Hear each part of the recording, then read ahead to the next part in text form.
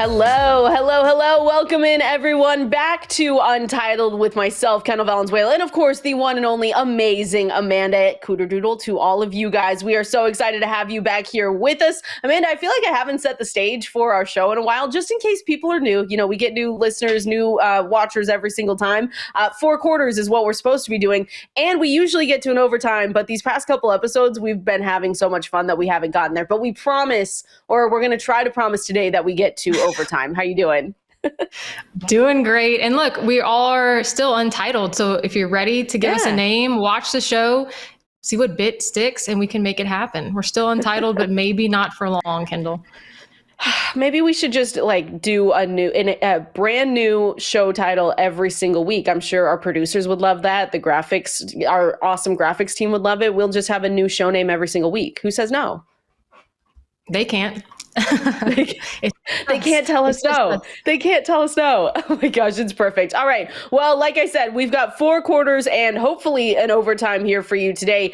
We've got really great stuff to get to, Amanda. So let's start off with the thing we do every single week. Did you hear? Presented by Bud Light.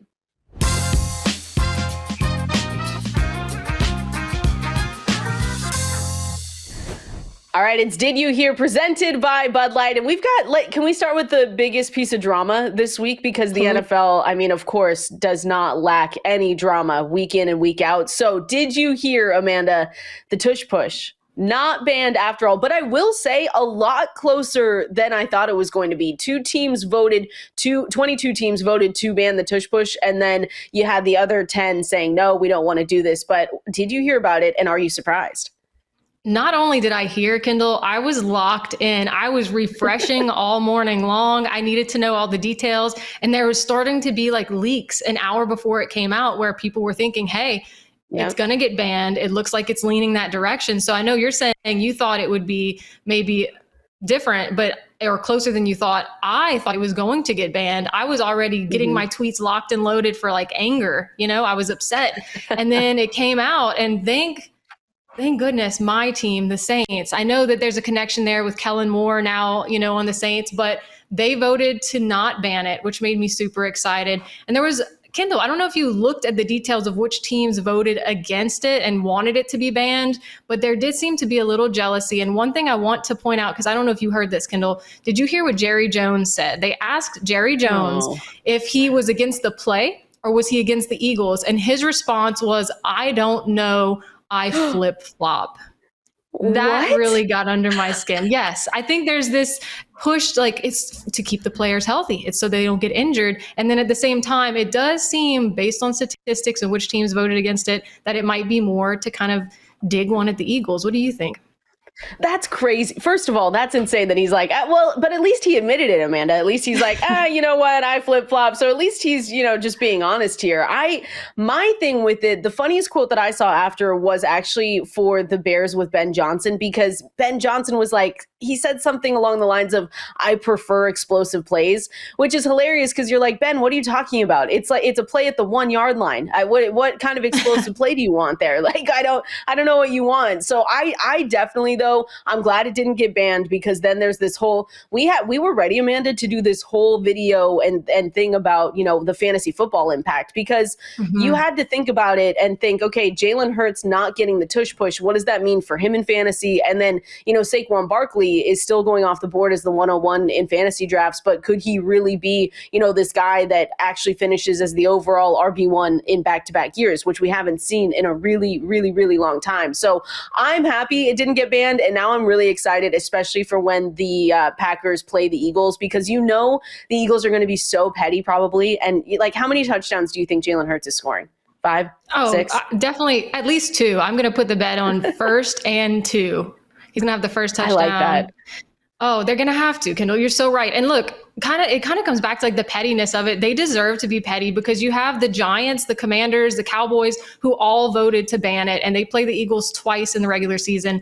The only team that did not vote to ban it, that play the Eagles in 2025, are the Lions. That is the only team that they face. That was like, you know what? Let them do their thing. Let them have their play. And that makes me even higher on the Lions, because don't you, like, as a competitor in any sport, if you've ever done track or anything, you want to be the best and beat the best. So why are we trying to bring him down. I don't know. It gets me fired up. I'm sorry. I'm so glad it didn't get passed.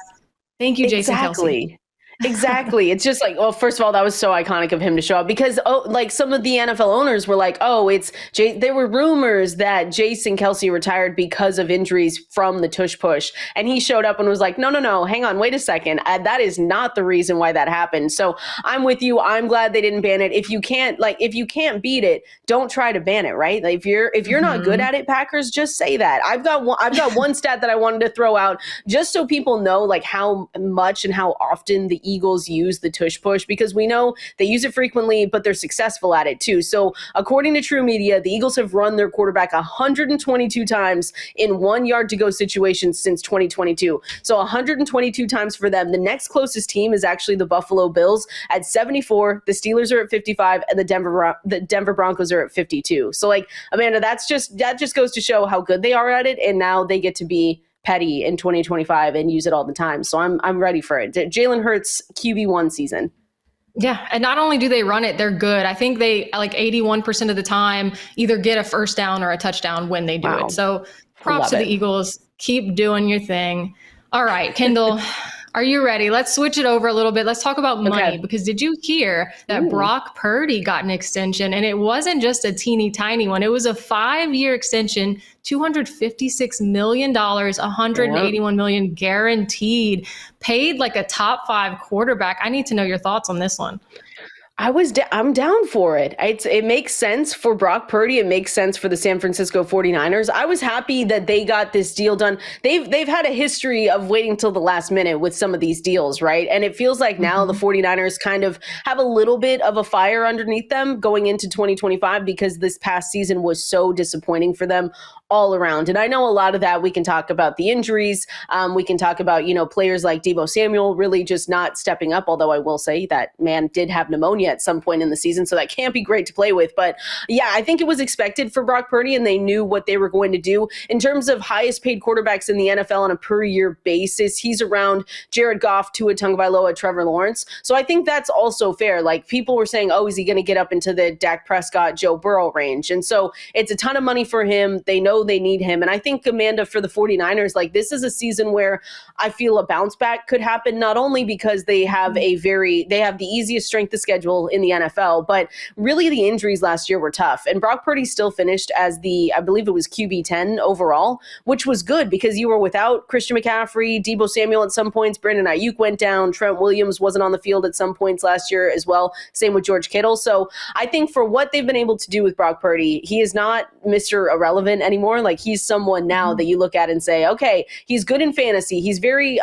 he's more reliable in fantasy for me. He's not going to be someone that's like, oh yeah, he's going to finish as the overall, QB1, but he's someone that's consistently inside the top 10, even when there's ups and downs in that roster. Yeah, and to kind of piggyback off of what you're saying as a bounce back, you look at what they did in 2023, where they were the best in the NFC West. And last year, 2024, they were the worst in their division. And it wasn't necessarily because they weren't scoring. Like you just said, they had all these injuries, but they still made it work.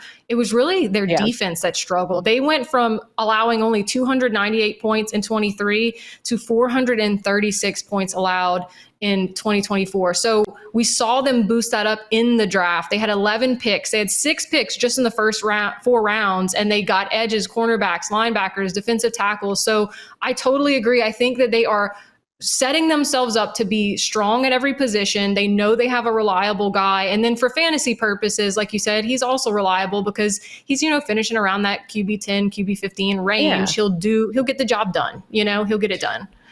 Yeah, and over 3 years, I mean, wins are not a quarterback stat, but I will throw out 23-13 record, 95, a little over 9,500 yards, 64 touchdowns, 27 interceptions. He had that Pro Bowl selection. They also, we remember, went to a Super Bowl. So it's just like it's looking up for Brock Purdy. I heard you're near a contract extension as well. I heard about around 55 million. It puts you more in the Josh Allen range, Amanda. But I heard that's coming up for you. So congrats. Oh, mine. Yeah, I've been really working out, practicing, I'm getting beefed up over here. They're calling, which by the way, the Saints might need to call you. The Saints might need to call you. Is Jake Haener okay? Are we okay here? Is everything good? No, we're not good. We're not good. But look, this week we don't have any Saints to talk about on the show sheet. We're keeping it for if something bad happens next week. Okay, I need a reprieve. Okay, all right. The Jake Haener hamstring just doesn't matter at all. It's going to be fine. It's going to be okay. We'll move on. We'll move on. You ready? Did you hear? Did you hear? We're a little. I want to talk about this though, about the schedule release, because I'm curious. First of all, Amanda, it goes one of two ways with people. Either they love the schedule release and they love the 7 to 8 minute long videos that teams put out, or they're very anti-schedule release, social media videos. But I want to know where you stand on that, and then just your favorite either winners, losers from the schedule release, maybe some matchups that you like, anything like that. I mean, if we're talking matchups, I'm excited just because I love the narratives. I know that at the end of the day, that doesn't matter as much, but you look at things like the Vikings are doing those 2 international games and they have really good stats when they leave the country and play. So I'm excited to watch them do that. We have the Eagles versus Green Bay that you just kind of teased, where week 10, payback's on the menu. I'm sure Jalen Hurts is going to have a field day, right? But you know what I'm looking forward to the most, Kendall, is week 5. New England versus the Bills. We got Diggs coming in. He's going to be on a new team. He's coming back from injury, and he's probably going to want to prove himself a little bit against, his former BFF, Josh Allen. That's the one I'm looking for. I like that one. That's a good one. I circled semi-sarcastically when I wrote for the newsletter, but I said, oh, look, like Justin Fields and the Steelers, but we still don't know if Aaron Rodgers is going to be the one playing against the Jets. So that's kind of a fun one. And I will say, Amanda, the schedule for fantasy football purposes, when we talk about bye weeks, it's a lot better than last year. Because remember, we had those 2 like bye-mageddon type weeks, and it was, I believe, week 12, week 14, where we had so many teams on a bye. Now this season, it looks like there's only one big week where we have 6 teams on a bye, and it's week 8, and it's the Raiders, Lions, Rams, Seahawks, Cardinals, Jaguars. So at least, I don't know if Roger Goodell lost his fantasy league last year and said we need to fix the schedule because Derrick Henry was on a bye in week 14 or something, but it feels a lot better this year. It does. And then there's also going to be that one Jameis Winston QB1 game, right? We don't know when it's going to be, but Jameis Winston is inevitable and it will happen. We need it. He needs to be traded, right? Is that the best case scenario for us in fantasy? Like go to the Steelers. I'll take him. Oh, go to the Saints. No, I'm so sorry. Go to the Saints. Us, yes. Yeah. No, you have your guy, the quarterback of the future. Your rookie. Right. But maybe he needs some time to warm up, Right. Bring us Jameis. I love Jameis. Bring him back. I love it. All right. Well, that was Did You Hear, as always, presented by Bud Light.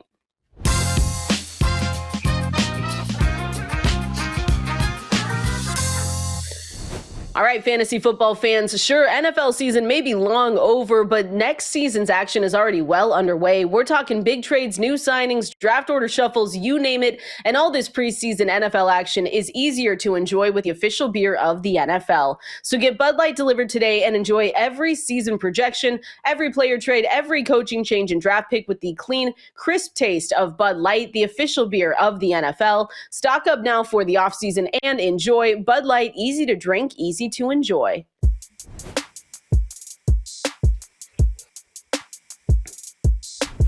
Continuing on here with Untitled, Amanda, we've got as you can see over my shoulder, we have the wheel back out, and it's not the virtual wheel anymore. I found the markers. We got this done maybe, 5 minutes before the show started, maybe 30 seconds before the show started. It doesn't matter what time we got it done. The whole thing here is that we have the wheel back, and we're going to play Would You Rather, but we're going to do it with, I've got player names already on here, and they have ADPs in the hundreds plus. So they're somewhat around each other in these ADPs, but I want to go through and see, who you would rather draft between some of these guys. So are you ready to go?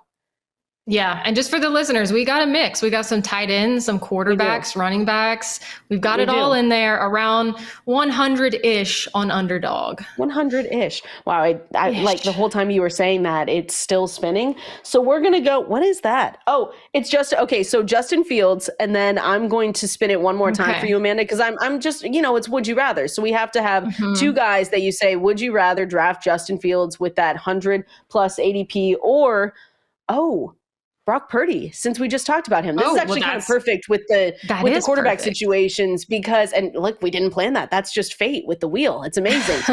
Because there's two different ways that you can look at Brock Purdy, Justin Fields, right? Because Brock Purdy, we just talked about him, got his contract extension, but it doesn't feel like, Amanda, he's one that can push that top 5, top 3 overall quarterback finishes. Justin Fields, on the other hand, is somewhat, like, people will say unproven, because you're like, okay, what Justin Fields are we going to get? So Justin Fields, underdog ADP right now, 104.8. Brock Purdy sitting at 108. Who would you rather have?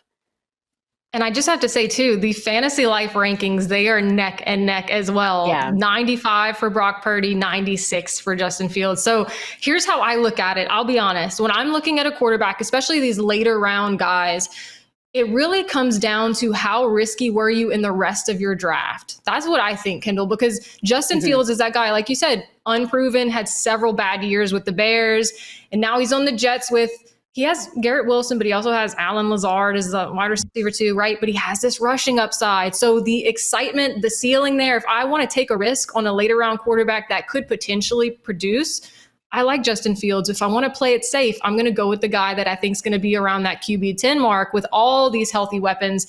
And that's what I'm going to pick is Brock Purdy here, just because he has CMC, Juwan Jennings, Ayuk, maybe if he's healthy, right? He's got Kittle. And I just feel more confident with the team in general that they can get to the end zone. So I'm going to go with Brock Purdy. You sounded surprised there. Would you go with Fields? Yeah, I might go with Fields. But again, of course, all of this, when we're talking about some of these players and saying, would you rather, it all depends on what kind of build you're going for. But Amanda, like to me, Amanda, when I look at Brock Purdy, so he's going 10th round. And like you said, like their ADPs are pretty close. Justin Fields is going in the 9th.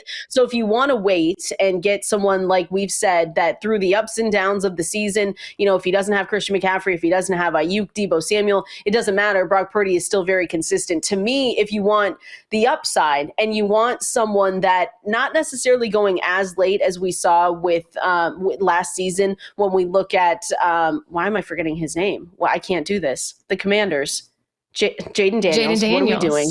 What are we doing? Don't let Matthew see this, because don't let Matthew see this. But someone that last season we said, hey, he's going way too late. He has the rushing upside that we want. That's going to give us a ton more fantasy points. He should be way higher in the rankings. And so that to me could be Justin Fields this season, where you look at him and you say, yikes, like passing wise, sure, he's not that great. And it's a way different conversation when we talk about Justin Fields in just NFL terms and compare him to fantasy. Because in fantasy, we love him though, because he does give us the rushing upside. 6 starts with the Steelers last season, QB7 in points per game, sitting at 18.9. That's the one. And I know it was only 6 games, small sample size, but if he's showing us that with the Steelers, he doesn't have to look over his shoulder like this season hopefully with Aaron Glenn and the Jets over there. So like he did last season with Russell Wilson. So for me, I might look at getting a Justin Fields and say, okay, now I'm set. Don't need anything else. I've got my rushing quarterback. I'll bring back, a backup quarterback way later down the line. But I kind of like the upside more, where you could potentially see him finish a lot higher in that, a top 5 quarterback, top 3 if it's great. But I'm not going to say I'm not going to go that far. But he could really outperform that ADP. Yeah, you're right. Now, look, while you spin, I'm going to give you a counterpoint, Kendall, while you spin for the next one. So Brock Purdy was QB 10 or better half of the season last year in fantasy points. He was QB 5 or better in 4 of those weeks. And he only had 3 or 4 weeks where he was like bottom half of QB rankings in fantasy. And even Josh Allen had 3 weeks where he was in the bottom half. So I'm just saying, for fantasy purposes, it's a pretty safe bet for, like, would you say 10th round? Yeah, 10th round. And like I said, it's a risk with Justin Fields. That's the other thing you have to be careful with. So we're going to go, who is that? Okay, Mark Andrews or Trey Harris. These are two, again, we have very different players on this board, but we did players with ADPs who, like, they're in the hundreds. So that's why we looked at it. So Trey Harris right now is 100.5 on Underdog when you're looking at ADPs. Mark Andrews, 106.7 is around that range. So between Trey Harris, Mark Andrews, Amanda, who would you rather have? See, this one works out for me. If I was literally on the clock with these two guys locked and loaded, I'm going Mark Andrews. I know that the cons here is that weird time at the beginning of last season where it's like, what are they doing with Isaiah Likely? Where is Mark Andrews? And then we had the offseason where there's trade speculation and it's a final year of his contract. But look, it's Mark Andrews. He had 11 touchdowns in 2024. He's going to guarantee you roughly 600 yards, depending on how he does. He has the relationship with Lamar Jackson. And Trey Harris, I mean, he's going to the Chargers, he's a deep threat player, which I think is exciting.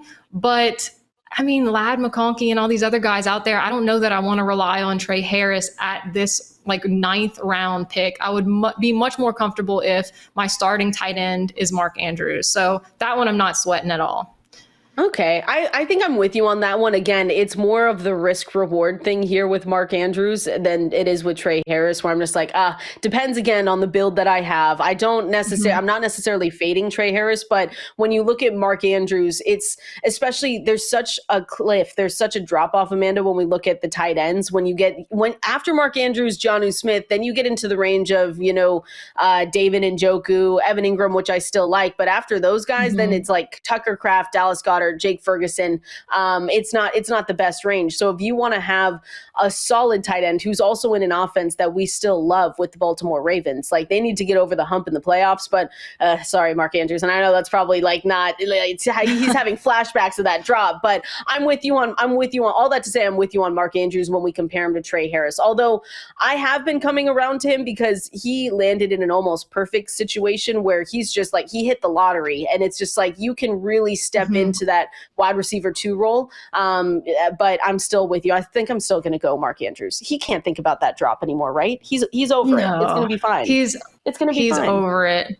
And also, I do find it interesting. I know it's underdog and it's best ball, so it's very different. But Trey Harris, all the way down, ranked 150 in overall rankings at Fantasy Life. So really, wow. Like I said, very different, play style. Underdog's best ball right now, but. That's true. Wide receivers are pushed so high up the board, by the way. If you don't know that, they're pushed so high up the board. So that's why sometimes you look at these wide receivers and you're like, what's going on? Okay. I really like this one. This is going to be interesting. Right. So the first spin here on the wheel was Najee Harris. Second spin on the wheel here is Tyrone Tracy. It's almost like the wheel knows what we need for the content here, Amanda. So between Najee Harris in a new environment, between Tracy, who has new company, who would you rather have? Wow. And then they're both these guys that like can get you roughly maybe 1,000 yards, couple touchdowns, but then they have this new guy in town, right? Tyrone Tracy has Cam Scatteraboo, which I'm sure you're going to lecture me on here, right? And then you have Najee Harris, who has Omarion Hampton. So the question really is, which of these guys can hold his job and not lose it to the new guy, or at least not lose it as soon? So, oh my God, this one is rough. So Tyrone Tracy's going 103.4 on Underdog, and we have Najee going 110.8. You know what? I am actually going to lean Harris, I think, even though I know he's a little later here, but he's the proven guy. He's coming off of Pittsburgh with, 4,000 yard seasons. He can catch a little bit. We know what the Chargers like to do. They can run the ball. They made J.K. Dobbins look great last year. And then maybe Omarion Hampton just kind of takes some time to get in there, right? They need to, they'll split the role a little bit, but I'm going to go Najee. Tyrone Tracy, I'm a little nervous about Scatteraboo, and I'm sure you are too, right? He's going to take over very soon, I imagine, right? We can't. I mean, Cam, obviously a fan of the show. I'm just guessing here, so we can't say anything bad about Cam Scatteraboo. Forks up over at Arizona State. I'm with you though with Najee Harris, only because I do believe like that Cam Scatteraboo is going to go in and hold a really good role with the Giants. Now, again, at the beginning, it could be. I think they've said thunder and lightning, 1A, 1B situation, which I could see. Cam Scatteraboo though fits that offense so well over there in New York. With Najee, I know it's a 1-year deal. I'm still holding out hope, though, that Najee Harris is still the durable player that we've always seen. He's never missed a game. He's got the 4,000-yard seasons under his belt. So while I think Omarion Hampton could take over this backfield eventually, I don't think it's going to be right away. So I'm gonna go with Najee Harris in this range, just because also I think Tyrone Tracy could lose that job. Like he's a fumble, a drop away from doing it, and Cam Scatteraboo could really step up. So, and overall, Amanda, I like that. Give me the Chargers offense over the New York Giants any day of the week. Like that might be an offense where I just say, I want any piece of this team that I can have. They seemed like they were a year ahead from what I thought they were going going to do, especially in like making the playoffs and everything we saw last year. So give me a piece of the Chargers offense. I'm with you on Najee, but that was a good one. A really good one. The wheel, we appreciate you. It knows. Like we have to, we'll say thank you. Thank you to the wheel. All right, continuing on here, but before we do, we have to talk with our friends over at Bud Light. Check out the new whip. Tight. Fully custom. How many Bud Lights can you fit in that puppy? As many Bud Lights as it takes. That's a lot of Bud Lights. I'm gonna have to give me one of those.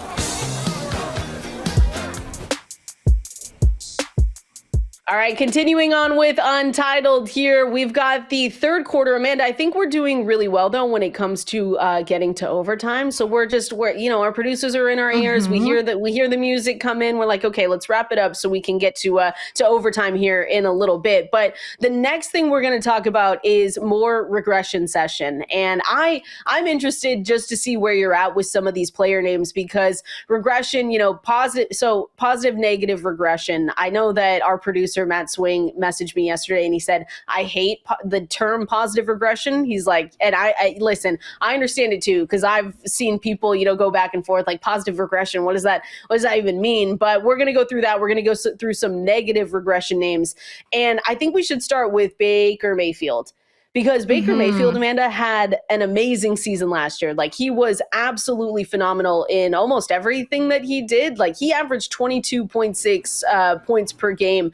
But there's a lot that we can look at here. And Dwayne McFarland, by the way, has a great article at fantasylife.com going through a ton of regression candidate names. So make sure you head over there, 100% free. But I'm curious with you, the touchdowns per pass attempt, the passing yards per attempt, the rushing yards per game. Are you looking at Baker Mayfield and saying it can't be this good in 2025 again? I look at the numbers and that is my gut reaction. But at the same time, I'm like, let's not forget that Mike Evans had some injuries and Chris Godwin had some injuries, and Jalen McMillan stood up and filled their shoes, and Bucky Irving's still there. I mean, this offense isn't worse off than it was last year. You know what I mean, Kendall? Like, it's hard for me to say that.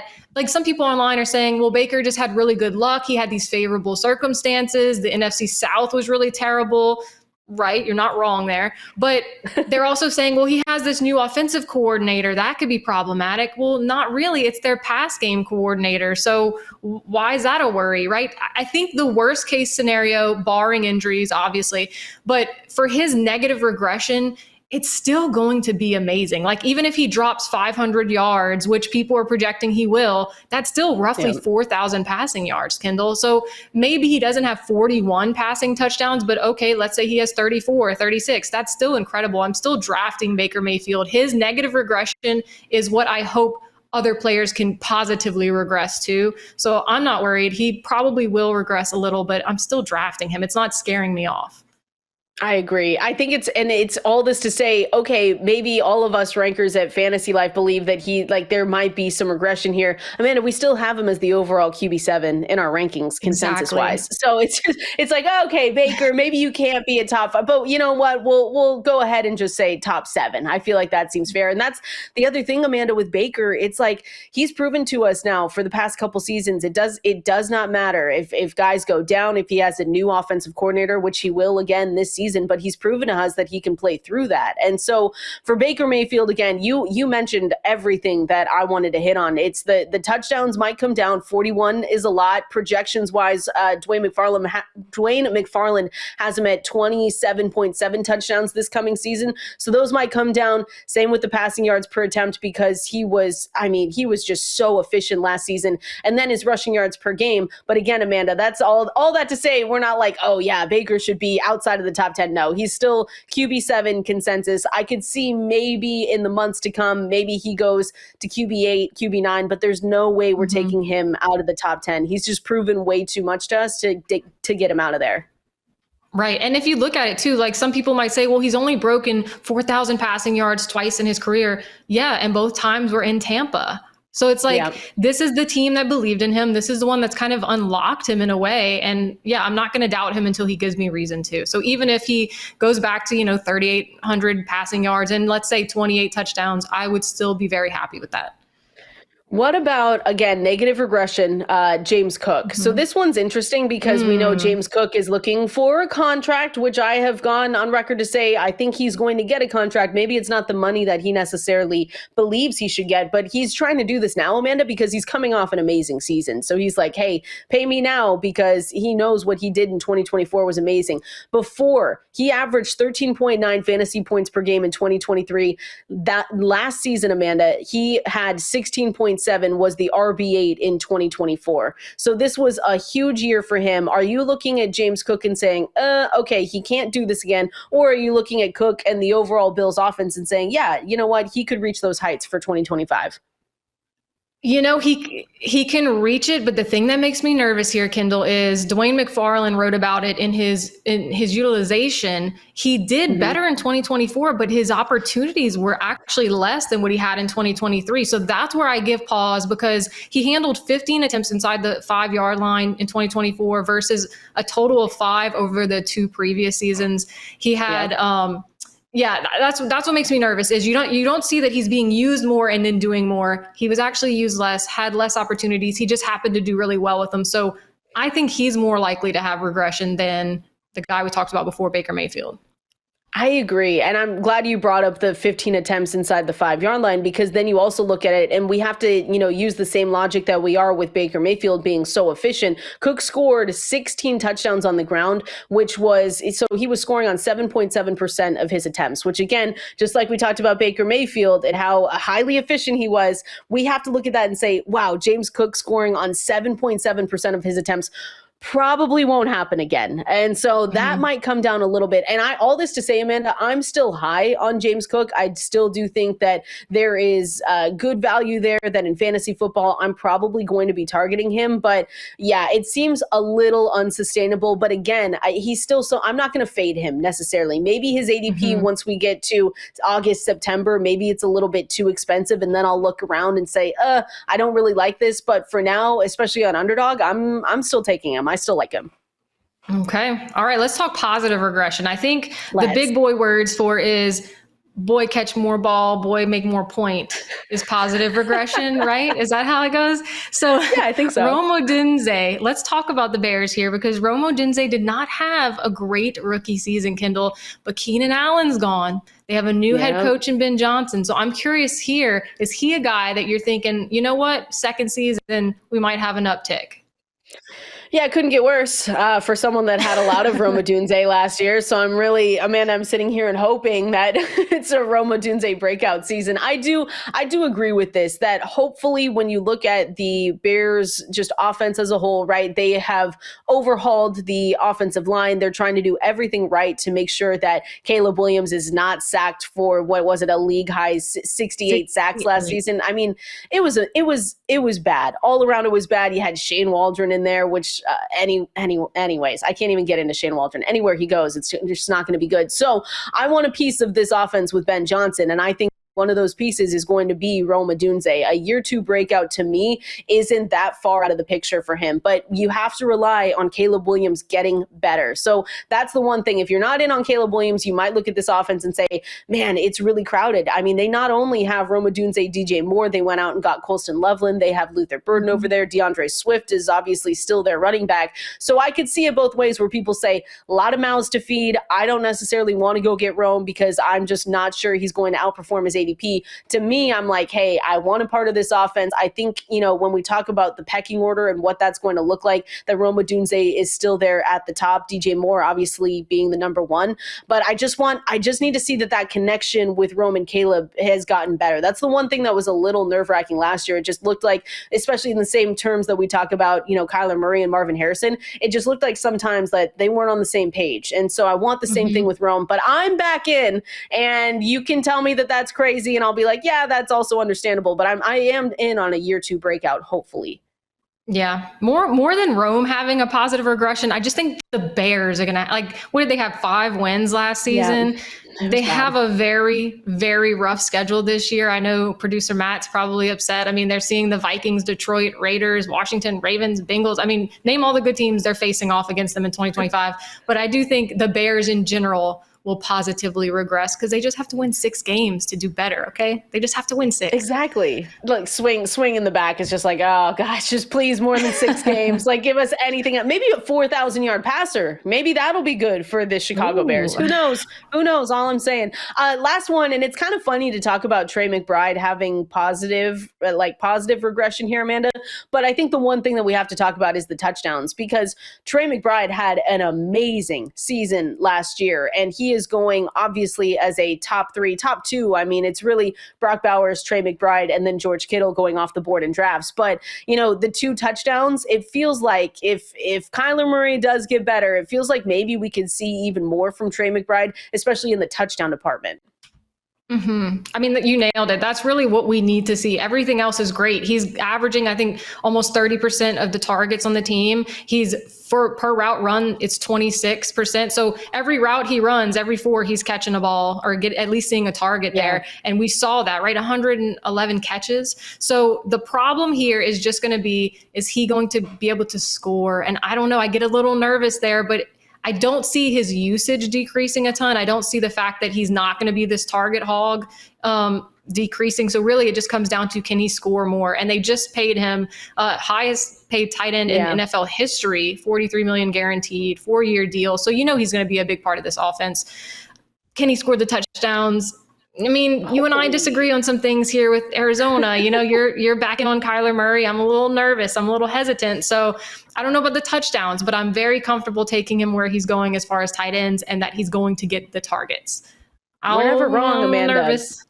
We're never wrong, just a year too early for hopefully Rome Odunze. Wow, my list is getting long though. For Rome Odunze, for Kyler Murray, for Marvin Harrison. Yikes. need to reevaluate that whole thing. But yeah, but Trey McBride going as the top 3 tight ends between the 3 of them, George Kittle, Brock Bowers, Trey McBride. I'm honestly on the path right now, Amanda. If I don't get either of those 3, then I just wait. It kind of goes back to the Mark Andrews conversation, but I'll even wait past him and say, if I can't get those elite guys, I'm just going to wait and just go, towards the middle back half of the draft and get someone there. But that's how much we love Trey McBride.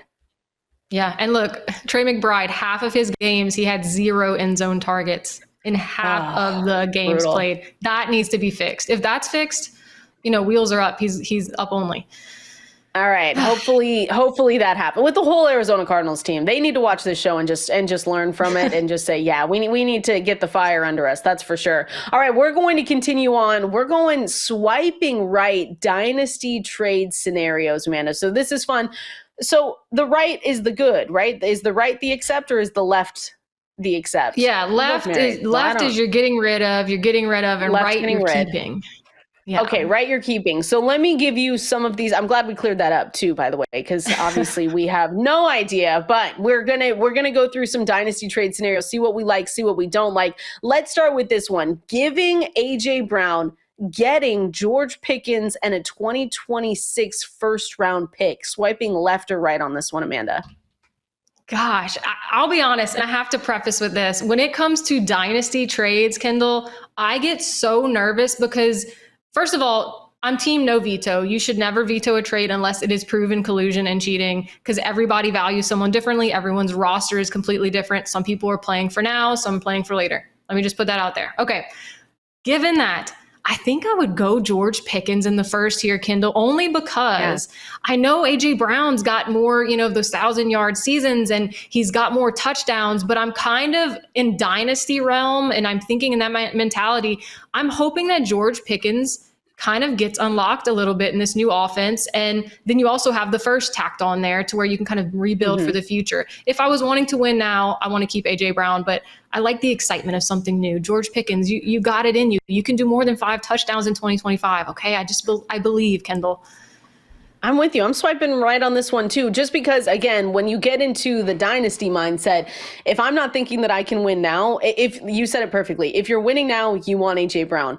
maybe George Pickens. But if you're trying to build for the future and you're saying, I'm a little bit in rebuild mode, I'm willing to give up A.J. Brown to get someone younger and on hopefully a better offense than what he was on before, then you go with George Pickens and you get a first round pick in 2026. So I think that's a win there. Now, George Pickens has to make sure that the drama doesn't follow him, right, Amanda? That was the whole conversation that we had and others have had with Mike Tomlin. He knows when to get rid of these receivers before everything goes south. So I'm hoping that George Pickens, now with the Cowboys, now with Dak Prescott as a leader, now with CeeDee Lamb in that room right next to him, that we just see a better George Pickens just overall with demeanor and everything like that. And then that goes to show in how well he can play because he's talented. So give me George Pickens in this one. I like it.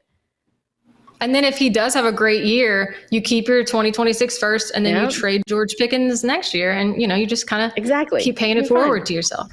You're fine. All right, next one. Giving Keon Coleman 2027 first round pick and a 2027 first round pick, getting Derrick Henry, Jordan Mason, and a 2027 third round pick. This is interesting, Amanda. Where would you swipe left? Which one would you swipe left or right on?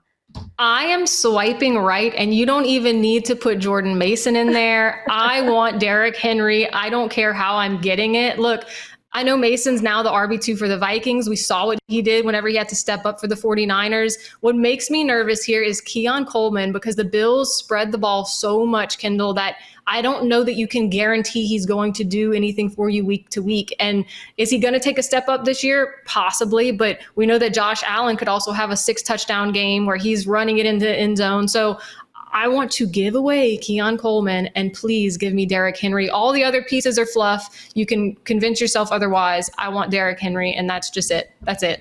I want Derrick Henry. I want to win a championship. Dude, I'm with you. Again, it depends. You're always going to hear us say this. It just depends on, your build. But Derrick Henry, Amanda, I said this, and I think this was like on one of our quote graphics, but I just said if there's going to be a guy, a running back that plays at this high level until he decides to call it a career, it feels like it would be Derrick Henry. Like we talk about the age cliff all the time, and we say, oh, watch out for the age cliff. It's definitely coming for some of these guys, but we haven't seen it in Derrick Henry. Derrick Henry hasn't showed it to us yet. And maybe he's not Superman, and maybe, we do see a little bit of a decline here in the coming years. But to me, being able to get Derrick Henry in this offense that still really wants to go to a Super Bowl, wants to win in the playoffs, and they're going to do it with Derrick Henry, I'm with you. Give me Derrick. And honestly, on the other side, I don't hate Jordan Mason either. I actually really enjoy Jordan Mason, and I think there's an opportunity there where when we talk about decline, you could see it with Aaron Jones, and maybe he has a bigger opportunity here in 2025. But and then you get a third round pick. I don't know. That just seems like a win. No offense to Keon Coleman. I'm fine with Keon Coleman. We're hoping that he has a better 2025 season than he did his rookie year. But give me the proven Derrick Henry every time. Like the age cliffs are scared to see Derrick Henry coming. They can't stop him. You know what I mean? And I know I say this every show, but he's putting so much money into keeping his body healthy. And he's not one of those guys that's like, hey, I'm the best. I know I'm the best, and I don't have to do much. I can sit back and just play. He's continuing to put all the work in, literally avoiding certain foods, working out, everything. So I just don't see it happening. Like you said, until it does, I want Derrick Henry. You don't even need to give me Jordan Mason. I would do Derrick Henry for the first and Keon Coleman straight up. I just want Derrick Henry. Yeah. What he spends $250,000 annually on his diet and body maintenance. So he doesn't eat candy. He's not out here doing all that. So it's fine. It's like the opposite where DK Metcalf loves, he's like, I'll just eat a bag of candy and then just go do my thing, which is absolutely incredible. But speaking of DK Metcalf, this is in the next scenario here. Swipe left, swipe right, giving DK Metcalf, Cole Kmet, and a 2026 third round pick, getting a 2027 first round pick. Yes or no to this? See, this one I get cold feet on, Kendall, and also beautiful segue. That was a beautiful segue. Thank you. But this one I get nervous because 2027 is so far away, and what is your team going to look like? If you're giving up DK Metcalf, if you are going to, which Cole Kmet for me isn't that big. I mean, you got Colson Loveland coming in, and Kmet's blocked a lot. If you are going to take the 2027 first, which I'm okay with, but it makes me nervous. You have to really be in rebuild mode. Like you're building towards those 2027 picks. You're looking at all the young guys whenever you're drafting, and in your future trades, regardless of what they are, you're going young. And so you really have to commit if you're giving up all that. That being said, I am going to swipe right and take the 2027 first, because if I have DK Metcalf and Cole Kmet, my team is like, I'm hypothetically assuming I don't have the best team going on here. And so I'm going to just probably try to beef it up with some young guys, take some home run hitters, go for like the Tetaroa McMillans and these guys that, can hopefully build me up in the future. And so I'm going to swipe right. Okay. I'm saying no to this one. I don't know. Mm-hmm. I don't like it. Like a 3-for-1. And like you said, 2027, like if we were talking 2026, then maybe it would be a little bit different. But I think you're giving up, especially when I look at DK Metcalf, and this is how you could sell it to some of your league mates. It's like, oh, now DK Metcalf is so good. Now they don't have George Pickens over there. It doesn't matter that they don't have a quarterback, just totally leave out that little detail. But you want you want DK Metcalf on your team because he's the alpha wide receiver 1. And so I just think you're not getting back enough for giving up, for especially in the 2026 third round pick. I don't think you're getting enough back to warrant that trade. And and then Cole Kmet's like there, like you said, Colston Loveland is on that squad now, so he's not someone that we really have to get into. But I don't think you're getting enough back. I don't like it. So you're declining it. You're waiting until about week 3 where DK left. Yeah, let DK prove himself a little bit on the new offense. Maybe find out and wait to do the trade after Aaron Rodgers signs. That way you can say, hey, beef it up a bit. I need more than the 2027 first. Exactly. And we're still waiting on that, by the way. We don't, Aaron, where are you at? Well, we don't know, Amanda. I can't wait for the day, though, that we get to do a Did You Hear Aaron Rodgers signed with the whoever segment. That'll be fun. Yep. I'm really excited for it. All right. Last one Super here. excited. Giving the 106-306, getting Jonathan Taylor. What do you think about this one? Swiping left or right? See, I get nervous again on this one because I'm like, What does my team look like, Kendall? What does it look like? I get nervous. I'm going to swipe right. I want Jonathan Taylor for a few reasons. 1, the Colts are a run-heavy offense. 2, their quarterbacks are bad, like so bad, Kendall, like to the point where I could be convinced that Daniel Jones is going to be starting week 1.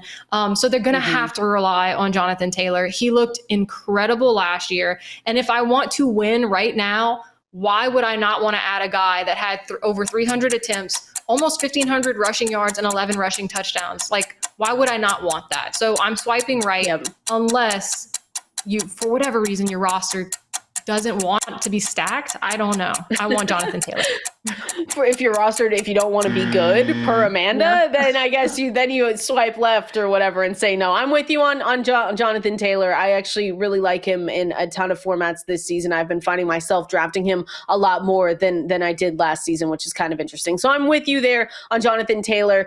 This means, Amanda, look at us. We have gotten it together. We've listened to our producers. We've gotten the timings down. We haven't talked as much as usual. We get to go to overtime. And so now we get to talk overtime, our dream Olympic flag football team, because this is kind of Did You Hear-ish, but so the NFL has decided that for players, this was on Tuesday, team owners unanimously voted to allow league players to participate in Olympic flag football in the 2028 games. So this is huge news already. There's still a few hurdles to get through, but getting the owners to decide that they could do this was one of the biggest ones that they had to get through. So Amanda, we get to now do our dream Olympic flag football lineup. So I don't know how you want to start. Let's start at quarterback. Let's start at quarterback and see who we would like. There's a little caveat here that, I don't know all the rules yet about flag football. Give us a couple months and we'll be flag football aficionados for the 2028 Olympics.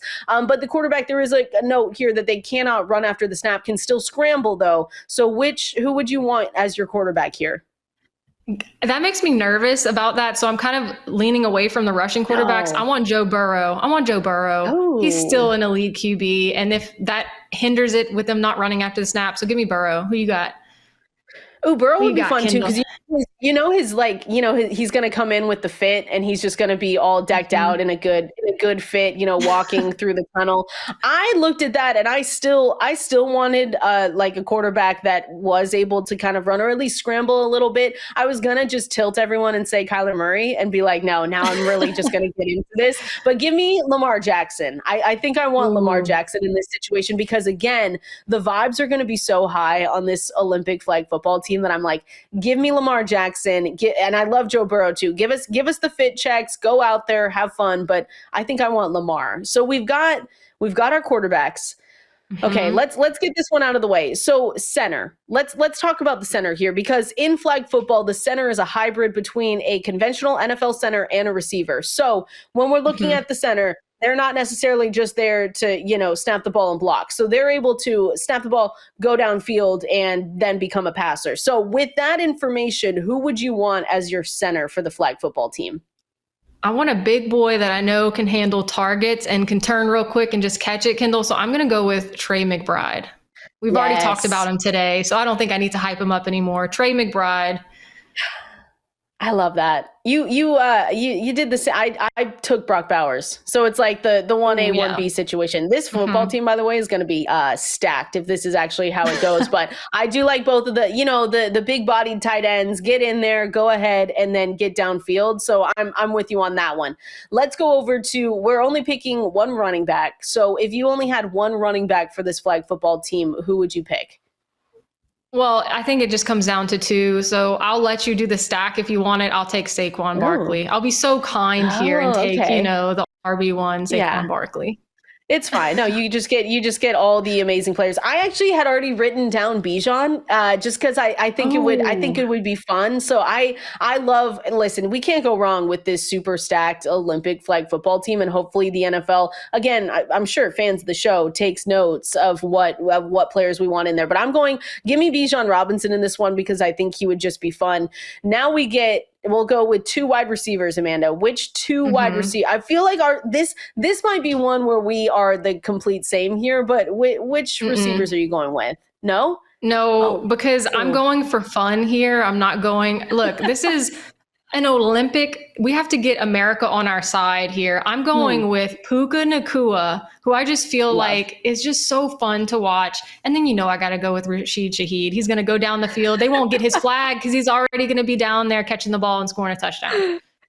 I knew right when I said it, I was like, no, why would I think that we would have the same receivers when I don't have Rashid Shaheed written down? I went the chalk route because if Joe Burrow is going to be there, Jamar Chase is going to want in on the action. So I did Jamar Chase, Justin Jefferson, because I think just the grittying on all these other teams, when they're facing them. Again, Amanda, let me just say this too.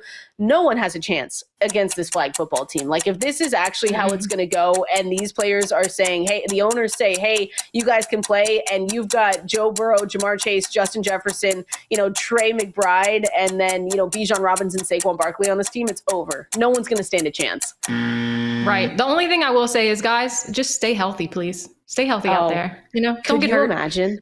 Have fun. It'll be like the first and last thing. Yeah, don't get hurt. That's the one thing. We need you we need you for flag football, but we also need you for fantasy football as well. So this was absolutely so fun. Appreciate everyone hanging out with us here today. As always, fantasylife.com. You already know that. You can go over there. You can sign up for that newsletter in your inbox 7 days a week, 100% free. Same with all of our articles, 100% free. And make sure you go check out our rankings. Those are over there on the site. We've got projections. If you're sicko, we've got week 1 projections from Dwayne McFarland already. You can go and check those out as well. fantasylife.com for Amanda, for myself, Kendall. We appreciate you guys, and we'll see you here next time.